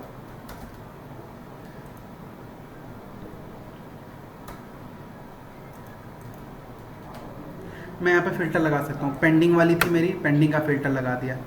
ठीक है, यहाँ पे एलोकेशन में आता है नो और पार्शियल एलोकेशन, फुल और री एलोकेशन नीडेड। फुल एलोकेशन मतलब जिसके लिए रिसोर्स एलोकेट कर दिया है, नो और पार्शियल मतलब 4 आइटम थे, 2 के लिए किया, 1 के लिए नहीं किया, या फिर किया ही नहीं है तो वो ये फिल्टर में दिखेगी। तो अभी मैं अगर नो और पार्शियल दिखूँ तो हमारा वाला रिकॉर्ड इसमें दिखना चाहिए। ठीक है, ये आ गया मेरा। तो मेरा कौन सा नंबर था, 18 नंबर था। तो 18 नंबर का अभी देखो आप, यहाँ पे नंबर ऑफ एलोकेशंस कुछ भी नहीं है। ठीक है, ऑर्डर डेट ऑर्डर टाइम सब कुछ आ जाएगा। अभी मुझे रिसोर्स एलोकेट करना है तो मैं रिसोर्स एलोकेशन पे जाऊँगा। और रीएलोकेशन नीडेड तब आता है जब मैंने एलोकेट किया लेकिन किसी भी कारण से वो नहीं कर सकता है तो मैंने कैंसिल किया एलोकेशन। तो अगर एलोकेट करके कैंसिल करता हूँ तो रीएलोकेशन नीडेड में वो स्टेटस चला जाएगा। फर्स्ट स्टेटस असाइन करने के बाद जो रिसोर्स एलोकेशन का स्टेटस होता है वो नॉन एक्टिव होता है। जैसे ही मैं रिसोर्स एलोकेट कर दूंगा तो status will change to active. तो मुझे एलोकेशन का स्टेटस में पता चलेगा कि कितनी ऑर्डर्स बन गई हैं और अभी तक किसी को असाइन नहीं हुई है या असाइन हो चुकी हैं, असाइन होने के बाद कंप्लीट कर दिया है। तो फर्स्ट में क्या करता हूँ, एक रिसोर्स असाइन करता हूँ। जैसे कि मार्क है, मार्क असाइन किया, क्या बोल दिया, मार्क तो क्वालिफाइड है ही नहीं इस चीज़ को करने के लिए। और now will try with Gulshan. Gulshan qualify है कि नहीं, लेट्स से गुलशन क्वालिफाइड तो है लेकिन वो सर्विस जोन में नहीं है। तो अभी हम क्या कर सकते हैं, यस करके प्रोसीड कर सकते हैं या फिर नो करके मैं वो एरर को रिस्पेक्ट कर सकता हूँ। जो बोलता है ना, error has been thrown to respect the warning. तो अभी मैं यस करता हूँ कि भले गुलशन सब हैंडल कर लेगा। ठीक है, तो गुलशन आ गया। एलोकेशन डेट डाल देता हूँ कि मुझे आज का एलोकेट करना है, कल का कितने आवर्स देने हैं तुमको। 2 घंटे में कर दोगे, टास्क है काफ़ी तेज हो। अरे तुम तो खैर 5 मिनट में कर दोगे, बट हाँ ठीक है। तो एलोकेट कर दिया मैंने यहाँ पे, ये एलोकेशन हो गया। यहाँ पे स्टेटस एक्टिव हो गई। ठीक है, अभी मैं इसको क्लोज कर देता हूँ। अभी यहाँ पे रिफ्रेश कर देता हूँ।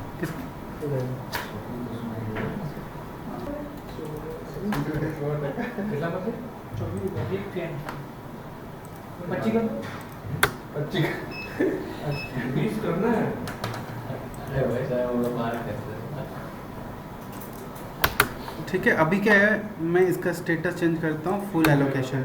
फुल एलोकेशन के अंदर आ गया। अब ये सब ऐसे होता ही है। ठीक है, यहाँ पे आप क्लिक करके कभी भी देख सकते हो तो ये किस पे असाइंड है। ठीक है, एलोकेटेड टाइम।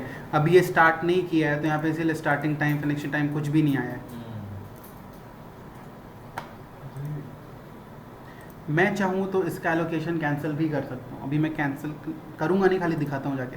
कैंसिल लोकेशन पे जाऊँगा तो वो पूछता है कि भाई प्रायोरिटी इसकी लो मीडियम हाई थी, तो बाई डिफ़ॉल्ट देखो लो वाला है। और जब मैं कैंसिल कर रहा हूँ तो उसका रीज़न क्या है, ये रीज़न कोड का पूरा मास्टर आप खुद बना सकते हो। वही रीजन कोड है बेस का हाँ हाँ, बस वही वाला है, ठीक है ठीक है। लाइक बंधन नहीं कर पाया, क्या नहीं कर पाया, ठीक है। तो अभी एलोकेशन फुल है, तो ये हो गया एलोकेशन डन। यहाँ पे आप वही सर्विस ऑर्डर देख सकते हो, डिस्पैच बोर्ड, ये पूरा ना इसका प्रिंट निकल जाएगा, वही है तीनों का। हाँ, ये इसमें जितने लाइन रहेंगे ना फिल्टर करने के बाद, वो सारे फिल्टर कर निकल जाएगा। डॉक्यूमेंट पे क्लिक करोगे तो सीधे सर्विस ऑर्डर क्लिक खुल जाएगा। चलो इसको नेक्स्ट, ये मैंने जिसको असाइन किया है, शुभम को असाइन किया। अब शुभम एलोकेशन के साथ साथ आप हर एक का स्टेटस तो देख ही सकते हो, वो तो नॉर्मल पर्पस है ही, लेकिन एलोकेशन करना है तो यहाँ पे जाना है। तो ऑर्डर बना के एलोकेट करना है क्या? हाँ, अच्छा अपनी थे क्या? अच्छा ओके, तो मैंने क्या किया, सिंपल से किया, 2 मिनट का देखिए, कुछ नहीं किया। मैं यहाँ पे गया और ये टास्क था, तो मैंने फिल्टर लगाया कि अभी नो और पार्शियल एलोकेशन वाले सर, हाँ जितने भी सर्विस ऑर्डर मैं क्रिएट करूँगा ना वो सारा यहाँ पे, हाँ पूरा वर्कशीट जैसा आ जाएगा। अच्छा। यहाँ पे मैं जाऊँगा रिसोर्स एलोकेशन पे जाऊँगा और सीधे यहाँ पे वो रिसोर्स एलोकेट कर दूँगा। रिसोर्स एलोकेट करूँगा किस डेट को, कितने घंटे उसको देने इस टास्क के लिए, वो सारा सर्विस मैनेजर का बस जैसे अपना है ना वैसे ही इसमें भी एलोकेट करना हूँ। कितना टास्क है सबको एलोकेट करेंगे बस अब एलोकेट हो गया, तो अब जो बंदा है वो जैसे काम करेगा कंफर्म करेगा वो उस सर्विस टास्क पे जाएगा। ये स्टेटस मल्टीपल भी कर सकते हैं, मेरे पे मल्टीपल आइटम मल्टीपल कर सकता हूँ, जिसको करना है एक टास्क में मल्टीपल कर सकता हूँ आराम से, मल्टीपल एलोकेशंस कर ही सकता हूँ, क्योंकि उसमें 10 लाइन ही होंगे तो 10 अलग अलग बंदा करेगा। हाँ अभी इंस्टॉलेशन है तो मल्टीपल होगा, नहीं करना हाँ, तो कर नहीं सकते करने वाला। नंबर ऑफ एलोकेशन, इसलिए तो नंबर ऑफ एलोकेशंस लिखा है वहाँ पे, टीम होगा ना पूरा। ठीक है। अभी एक बार मुझे असाइन हो गया तो मैं एलोकेशन स्टेटस एक्टिव में जाऊंगा और देखूंगा, तो मेरी 80 नंबर वाली यहाँ पे आ गई, मुझे सारा डिटेल यहाँ पे मिल गया, ठीक है। ये है 48 नंबर की थी, यहाँ पे भी शो डॉक्यूमेंट वगैरह सारा तो है ही। यहाँ पे अब ये फेज़ है जो कि वो बंदा एक्चुअल इस पे काम स्टार्ट कर रहा है, ठीक है। इसका काम है कि ये स्टेटस आप इनिशियल से वो जो भी चाहिए, यहाँ पे वो कुछ भी चेंज नहीं कर सकता है, यहाँ पे वो खाली सिलेक्शन है, चेंज नहीं कर सकता वो। तो अब ये बंदा जैसे जैसे वर्क करते जाएगा वो इस पर चेंज करते जाएगा, तो एक्चुअल जो स्टेटस चेंज हो रहा है इनिशियल टू इन प्रोसेस वो यहाँ पे चेंज होगा। तो सबसे पहले इसके पास आ गया तो बोलेगा चलो भाई पहले तो इन प्रोसेस में डाल देते हैं, यहाँ पे वो जाएगा रिपेयर स्टेटस कोड, यहाँ पे तो वो इन प्रोसेस में डाल सकता है, यहाँ पे स्टेटस यहाँ पे चेंज कर सकता है। अब इसने इस पर काम करना स्टार्ट कर दिया तो उसको सबसे पहले लगा कि भाई मेरा तो एक कॉस्ट लगा है, कॉस्ट यहाँ पे वही सिलेक्शन आया है स्टार्ट फी वाला फॉर एग्जांपल, ठीक है। क्वांटिटी ये 160 मैंने डाला था, ऑटोमेटिकली फ्लो हो गई, ये मास्टर मैंने दिखाया था। सेकंड, अभी हम कंसिडर करें कि वो सारा काम करते जा रहा है, वो बोल रहा है कि अरे मैं असाइन था तो मेरा तो इतना लगा ना कॉस्ट, तो यहाँ पे वो अपना सेलेक्ट कर लेगा, ठीक है। मेरे लगे कितने घंटे लगे यहाँ पे आवर्स से, तो मेरे तो 2 घंटे का था, मेरे को तो 3 घंटे लगे हैं, तो यहाँ पे उसने 3 डाल दिया, ठीक है। ये भी अगर मैं आवर्स रिसोर्सेज में मैंने यूनिट प्राइस डाल के रखा तो लेके आएगा। चलो गुलशन जो है वो तो महंगा है यार, 10 घंटे पर आवर्स डाल दिया, ठीक है। 10 घंटे इंटू 3 वो लास्ट में यहाँ पे आ गया, 30,000 तो गुलशन का हो गया, 160। अभी दूसरा उसको लगा कि ये रिपेयर करते टाइम मुझे कोई आइटम भी लगा है वहाँ पे एज ए स्पेयर पार्ट, तो फॉर एग्जांपल कंप्यूटर रिलेटेड कुछ ले लेते हैं, इथरनेट केबल है, नहीं यहाँ पे आइटम आएगी, एक्चुअल आइटम आएगी। अगर मैंने ये सेलेक्ट नहीं किया है ना, आइटम सेलेक्ट किया इसीलिए मेरी आइटम लेजर एंट्री गिरेगी, अदरवाइज ये आइटम अगर मैं नहीं सेलेक्ट करूँ तो आइटम लेजर एंट्री गिरेगी नहीं सर्विस मॉडल में, जस्ट बिकॉज कि मैंने आइटम यहाँ पे एज ए स्पेयर पार्ट दिखाया है, इन्वेंट्री मैनेज होनी होगी उसके लिए यहाँ पे वो दिखाएगा। एक क्वांटिटी लगी है 60 रुपये यूनिट कॉस्ट उठा के ले आया। सेकंड, मैं डायरेक्ट जीएल में भी एंट्री दिखा सकता हूँ, तो मैं चारों टाइप ले लेता हूँ, यही 4 टाइप अपने सर्विस मॉडल में है जिसको मैं यूज़ कर सकता हूँ। रिसोर्सेज और कॉस्ट अपना पूरा सिर्फ सर्विस मॉड्यूल के लिए, resources service as well as job module के लिए, जीएल और आइटम तो अपना नॉर्मल यूज़ करते हैं, मैं चारों ही ले लेता हूँ। मिल जाए मस्त टाइप का, कौन सा ले लूँ, मटेरियल कैपेसिटी, पैकिंग ले लेता हूँ, आइटम पैक करके भेजना है ठीक है। तो पैकिंग ले लिया 50 रुपये, ठीक है। तो ये मैंने अभी क्या किया कि पूरी मेरी जैसे जैसे वर्किंग होते गई मैंने लाइन क्रिएट करते गया मैं, ठीक है, मैंने बोला था वो ट्रबल शूटिंग गाइड, वो ट्रबल शूटिंग यहाँ पे अवेलेबल रहता है। अगर इसके अगेंस्ट नहीं है दिखा दिया कि कोई ट्रबल शूटिंग टैग्ड ही नहीं है। टैग्ड है तो जब वो इस पर जाएगा तो वो सीधे देख सकता है ये आइटम है, हाँ ये ट्रबल शूटिंग टैग थी तो पहले क्या करना है, करेक्ट। तो यहाँ पे देख लिया। अभी क्या करते हैं कि इसका स्टेटस सब कुछ हो गया। अब वो क्या बोलेगा, बीच में वो कोई भी स्टेटस डाल सकता है। मेरा सब कुछ हो गया, मैं फिनिश कर देता हूँ इसको कि मैंने इस पर वर्क कंप्लीट कर लिया, आइटम की रिपेयर हो गई। क्या बोला, you have not specified the service order type, जो मैंने कि सर्विस सेटअप पे मैंडेटरी रखा था कि ये तो ब्लैंक नहीं होनी चाहिए। तो मेरे को क्या करना पड़ेगा, मैं वहाँ पे जाता हूँ सर्विस ऑर्डर पे, इसको बंद कर देता हूँ और उसमें वो टाइप डाल देता हूँ पहले, अदरवाइज मुझे अलाउ नहीं करेगा। सर्विस ऑर्डर पे जाता हूँ, ये थी अपनी 18 नंबर की, ठीक है, ये मैंने ब्लैंक रखा था यहाँ पे। ये किधर गई, ये गई, ठीक है। तो ये कौन सी थी, लैपटॉप थी हार्डवेयर वाली, हो गया, क्लोज कर देता हूँ। अब इसको मैं कंप्लीट करता हूँ। तो यहाँ पे validation is based not on posting but based on changing of the status to finished. तो मैं अब इसको फिनिश्ड कर देता हूँ,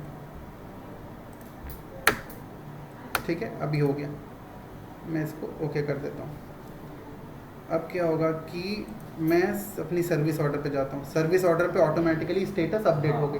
तो सर्विस ऑर्डर वाला बंदा जो ऑर्डर सिर्फ ट्रैक कर रहा है, उस पर काम नहीं करना है कि मेरे किस कस्टमर का कितना हुआ, उसको यहाँ पे स्टेटस मिल जाएगा कि भाई फिनिश्ड हो गया है अभी, एज वेल एज इसको कंप्लीट ट्रैकिंग भी मिल जाएगी। यहाँ पे देखो आप नंबर ऑफ एलोकेशंस को 0 दिखा रहा है। नंबर ऑफ एलोकेशन 0 चाहिए।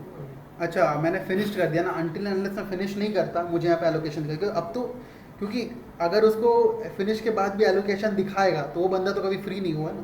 तो यहाँ पे हाँ, मैं फिनिश जब तक स्टेटस फिनिश नहीं किया हो ना तब तक यहाँ पे आपका एलोकेशन दिखाएगा। एक बार फिनिश हो गया मतलब तो एलोकेशन हो गया। लीडर में जाना, वो स्टेटस है ना, फिनिश, प्री प्रोसेस, वो ट्रैक डाउन करना। कौन सा स्टेटस में फिनिश प्रायोरिटी वाला हो गया ना स्टेटस, हाँ, ये वही 4 स्टेटस है। तो इधर ओवर। फिनिश कैसे होगा? या फिनिश वहाँ फिनिश किया ना मैंने। हाँ, अभी क्या है कि देखिए मैं वही लिंकअप मैंने दिखाया था यहाँ पे, आपको वही लिंकअप में दिखाया था। ये लिंकअप यहाँ पे आपका 1 मिनट में दिखा देता हूँ। ये लिंकअप आपका यहाँ पे देखिए, ये हुआ रिपेयर स्टेटस सेटअप। अभी मैं क्या कर रहा हूँ, फिनिश्ड मतलब क्या, किससे टैग्ड है, फिनिश से टैग है। मैंने बोला tight coupling, this is the tight coupling I was talking about. तो यहाँ पे टैगिंग है, ठीक है। तो ये हो गया, यहाँ पे ऑटोमेटिकली सारी टाइम्स फिल हो गई, ठीक है। स्टार्टिंग कब किया था, स्टार्ट किया था 3:58 में, 4:02 में तो ख़त्म भी हो गया भाई टास्क। एक्चुअल रिस्पॉन्स टाइम इतना था, ठीक है, रिस्पॉन्स इतने में किया, सर्विस टाइम इतना। अभी यहाँ पे एक चीज़ और होता है, मैं इसको पोस्ट करने के पहले कुछ फीचर्स दिखा देता हूँ। यहाँ पे एक तो सर्विस लाइंस, जितने भी मैंने सर्विस लाइंस वहाँ पे ऐड किए होंगे वो सारे यहाँ पे आपको दिख जाएंगे, डिटेल क्या क्या ठीक है। हाँ, यहाँ पे क्वांटिटी टू शिप में तो आएगा ही, quantity to invoice and quantity to consume भी आएगा। आप चाहो तो क्वांटिटी टू, अगर आपको कस्टमर को इनवॉइस करना है तो ही आप क्वांटिटी टू इनवॉइस में रखोगे। इस चीज़ का आपको इनवॉइस नहीं करना है तो आप इसको 0 कर सकते हो, 0 करके और क्वांटिटी टू कंज्यूम में डाल सकते हो, ठीक है। ये कब काम आएगा, फॉर एग्जांपल अगर मैंने AMC लिया हुआ है, उसने AMC का तो ऑलरेडी पेड होता है, पहले पूरे साल का पेड होता है, और मैं मंथली जा रहा हूँ, अगर मुझे रेस करना है, मैं ये तो बनाऊंगा, सर्विस हुआ, ट्रैकिंग तो चाहिए, लेकिन इनवॉइस तो रेस करने वाला नहीं हूँ। तो उसके लिए मैं क्या करूँगा, सीधे सेल्स ऑर्डर जैसे ही फिनिश हुआ, शिप एंड कंज्यूम, ये वाला तब फीचर मैं यूज़ करूँगा। हमारे में ship and consume service module में आता है, अपने में शिप आता है, इनवॉइस, शिप एंड इनवॉइस। इसमें एक एडिशनल ऑप्शन है शिप एंड कंज्यूम, वो तब यूज़ होगा जब मुझे इनवॉइस नहीं करना है, सिर्फ मुझे यूजेज दिखाना है ताकि मैं सिस्टम में निकाल सकूं, तो तब शिप एंड इनवॉइस करेंगे, ठीक है। तो इतना हो गया। इसके बाद यहाँ पे एक और अच्छा चीज़ है, सर्विस डॉक्यूमेंट लॉग। एक साथ में आपको सारे ट्रैकिंग मिल जाएगा यहाँ पे, कंप्लीट ट्रैकिंग, ऑर्डर कब क्रिएट हुआ, रिसोर्स कब एलोकेट किया, एलोकेट करने के बाद उसने पहला स्टेटस कब चेंज किया, एक एक चीज़ यहाँ पे फिनिश किया, उसका डेट, टाइम, कौन से रिसोर्सेज ने किया, सब कुछ मिल जाएगा, ठीक है। This is complete service document log. उसी तरह जब भी मैं फिनिश करता हूँ ना, तो यहाँ पे एक चीज़ है, यहाँ पे ईमेल क्यू है, ठीक है, कि अगर मैं फिनिश करता हूँ तो सामने वाले को मेल जाना चाहिए कि नहीं जाना चाहिए। तो अगर मैं यहाँ पे फिनिश करने टाइम मैंने यहाँ पे रखा नहीं तो आपको मेल भी मैं दिखा देता। उसका जो सेटअप वो वाला कस्टमर के ऊपर वाला ना। हाँ, मैं उसका मेल भी दिखा देता, यहाँ पे ऑलरेडी रहता है। सो मार्क फिल्टर। हाँ, यहाँ पे होगा वो, ठीक है, यहाँ पे वो फील्ड छूट गया, ठीक है ना, नोटिफाई कस्टमर में नो था। अगर मैं इसको यस रखूँ, बाय ईमेल रखूँ और मैं जैसे ही फिनिश करता हूँ ना, तो वहाँ पे मैसेज आता है फिनिश करते टाइम कि you are changing the status, client will be notified through an email, और तुरंत उसका मेल आ जाता है। मैंने इसको ऑलरेडी अभी तो मैंने चेंज कर दिया स्टेटस में, दूसरा का भी अगर चेंज करूँ तो मैं दिखाता हूँ। फिनिश नहीं बच्चे चेंज नहीं हो सकता है स्टेटस फिनिश के बाद, जैसे हमने में रीओपन फिनिश होने पर रीओपन कर सकते हैं वैसे यही अभी भी कर सकते हैं। मतलब फिनिश से वो करके मैं इसका पूरा साइकिल कंप्लीट करता हूँ, फिर दूसरे में वो करके दिखाता हूँ मैं, ठीक है, जिसमें कि मैं नोटिफाई बाई ये रखूँगा, ठीक है। तो नोटिफाई का यही ऑप्शन है कि बाई ईमेल रहेगा, तो तुरंत जैसे ही मैंने फिनिश किया है उसको साथ में ईमेल भी चला जाएगा। वो मैं ईमेल भी दिखा देता हूँ, प्रॉपर जाता है। सर्विस डॉक्यूमेंट लॉग में जाना,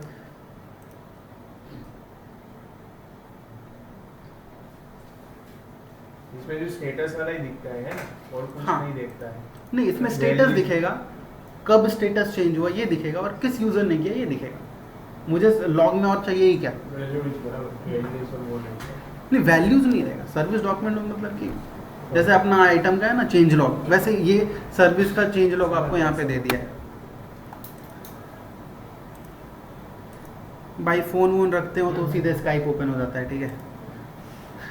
हाँ, वो स्काइप पे वो डायल पैड पे सीधे चला जाता है और नंबर के साथ, ठीक है।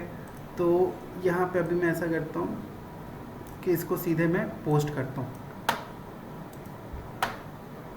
यहाँ पे पहले आपको ये भी दिखा देता हूँ, प्रीव्यू पोस्टिंग करके दिखा देता हूँ। अभी शिप एंड इनवॉइस है, मैं सिर्फ शिप का दिखाता हूँ पहले, ताकि अपने को लेजर एंट्री। अब अरे लॉट नंबर वाली आइटम आ गई क्या? कंज्यूम वाली जो चार्ज थी ना उसमें से ये कौन सी वाली? ये नहीं, वो सर्विस आइटम वाला। अच्छा, वो लॉट नंबर वाली आइटम थी। एक मिनट, एक काम करता हूँ, आइटम जो लिया ना तुमने,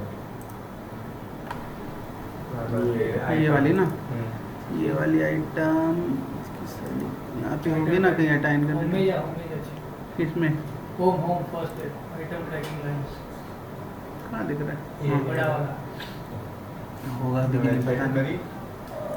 बना लेना सीधे पीछे सीधे पीछे लॉट वाली सीधे पीछे वाला वाला हाँ, ये लॉट करिए या लॉट वाली सिलेक्ट करना है ना, लॉट वाले सिलेक्ट अरे सीरियल एंट्रीज का नहीं हो रहा है नहीं ना, ना, लॉटिंग नहीं हाँ, है, चलो है, कोई भी डाल देते हैं, ठीक है, हो गया।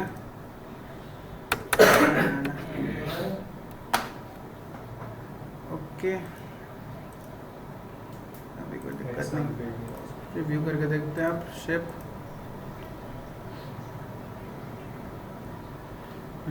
अब इसमें मेरी कौन कौन सी एंट्री आई? आइटम और वैल्यू अपने को ऑलरेडी पता है, रिसोर्स और सर्विस लेजर एंट्री, ठीक है।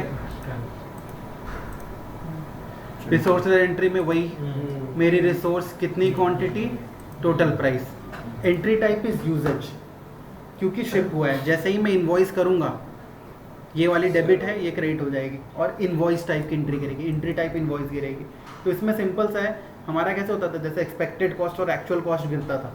इनवॉइस किया तो एक्चुअल में चल गया, शिप में एक्सपेक्टेड में था। इसमें होता है कि जब तक हम शिपमेंट किए यूजेज में रहेगा, जैसे इनवॉइस किया एंट्री टाइप इनवॉइस की बन जाएगी, ठीक है। अभी यूजेज है, मैं इनवॉइस करके दिखाता हूँ। सर्विस लेजर एंट्री में जाते हैं, सर्विस लेजर एंट्री में भी आपको डिटेल मिल जाएगा, एंट्री टाइप यूजेज। अभी सिर्फ शिपमेंट कर रहा हूँ इसीलिए, ठीक है। सर्विस आइटम नंबर क्या थी, आइटम नंबर सर्विस्ड, ये मेरी एक्चुअल आइटम, ठीक है। वो आइटम में जो एक्चुअल आइटम कार्ड पे मैं बनाता हूँ, डिपार्टमेंट सेल्स वो जो सेलेक्ट किया था। आइटम टाइप में मेरी सिंपली जो मेरे पास 4 टाइप वहाँ पे थे सिलेक्शन के लिए, डिस्पैच और आइटम डिटेल के टाइम पे जो सेलेक्ट करा था मैं, वो चारों टाइप यहाँ पे आ जाएगी। चारों का यहाँ पे डिटेल मुझे दिखा रहा है। सबकी कॉस्ट अमाउंट डाली है तो कॉस्ट अमाउंट आ जाएगी, नहीं तो यूनिट प्राइस मैंने कितनी डाली है, कितनी क्वांटिटी, वो सारी डिटेल यहाँ पे आ जाएगी, ठीक है। तो ये रिसोर्स और ये डिफरेंट। बाकी आइटम लेजर एंट्री तो वही है जो आइटम में रहती थी, नॉर्मल सेल्स के केस में भी जो रहता था ये वही है, नथिंग इज डिफरेंट। अभी आपको प्रीव्यू में शिप एंड इनवॉइस भी देख लो। ये शिप एंड इनवॉइस किया है, मेरे जीएल एंट्री में इम्पैक्ट गई है, ठीक है, मैंने जीएल भी सेलेक्ट किया था। कस्टमर एंटर लीजिए, आइटम बन गई है, डिटेल कस्टमर बन गई है, वैल्यू बन गई है। सर्विस एंट्री में दो बनी है सबकी, पहले 4 आई थी, तो यूजेज और इनवॉइस दोनों की बनी होगी, ठीक है ना, शिपमेंट और इनवॉइस। यहाँ पे usage sale, usage sale, usage sale, ठीक है। शिपमेंट के टाइम यूजेज, इनवॉइस के टाइम एंट्री टाइप सेल, तो ऐसे मेरी बन जाएगी। सेम रिसोर्सेज के केस में भी यूजेज बना होगा, अभी सेल का बनेगा, ठीक है। जब मैं कंज्यूम करूंगा तो ये सेल वाली एंट्री नहीं आएगी। शिप एंड कंज्यूम के केस में सिर्फ यही एंट्री रहेगी, यूजेज वाली एंट्री रहेगी बस। तो ये हो गया। अभी मैं इसको डेट वेट सब ठीक है, चलो ठीक है, इसको मैं पोस्ट कर देता हूँ। शिप एंड इनवॉइस 3 नंबर की इनवॉइस बनी है। मैं सीधे जाऊंगा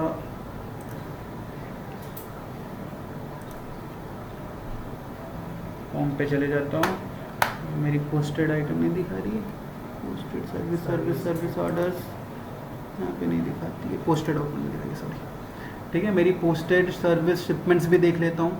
ये शिपमेंट अभी लास्ट की है, ये मेरी वही होगी जैसे वहाँ पे पोस्टेड रहता था, यहाँ पे भी posted shipment shipment and service invoice दोनों मिल जाएगी, ठीक है।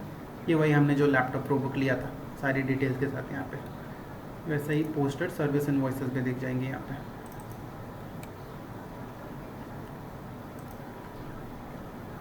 ठीक है। अभी इनका जो मेल वाला था, वो मेल वाला फीचर अच्छा है, दोनों ही केसेस में अच्छा है। एक तो जब भी प्रोसेस फिनिश होगी तो नोटिफाई करना है कि नहीं, नोटिफाई करने के लिए भी मेल के थ्रू करना है, तो वो एक तो होता है कि जब रिस्पॉन्स टाइम नज़दीक आ रहा हो तो आप ड्यूरेशन सेलेक्ट कर सकते हो कि 2 घंटे हो गए तो 1 मेल, 3 घंटे हो गए तो 1 मेल। तो फर्स्ट वाला मैं आपको दिखा देता हूँ, मेल ओपन कर लेता हूँ, चलो ठीक है, सीधे 2 मिनट लगेगा इसमें। उसके बाद फिर जैनम आपको थोड़ा कॉन्टैक्ट का बता देगा। ये सेल्स ऑर्डर पे गया मैं, इसमें मैं इस बार नोटिफाई टू वाला फील्ड हाइड हो गया था, नोटिफाई टू वाला फील्ड में, सॉरी, सर्विस ऑर्डर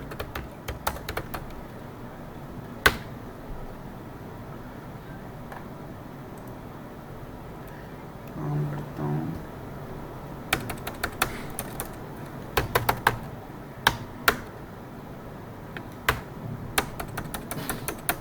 ठीक है, इस बार नोटिफाइड टू मैं बाई मेल रखता हूँ, ठीक है। आईडी तो चेंज, हाँ आईडी चेंज करो, क्या आईडी? हाँ सॉरी, मैं गुलशन डॉट एस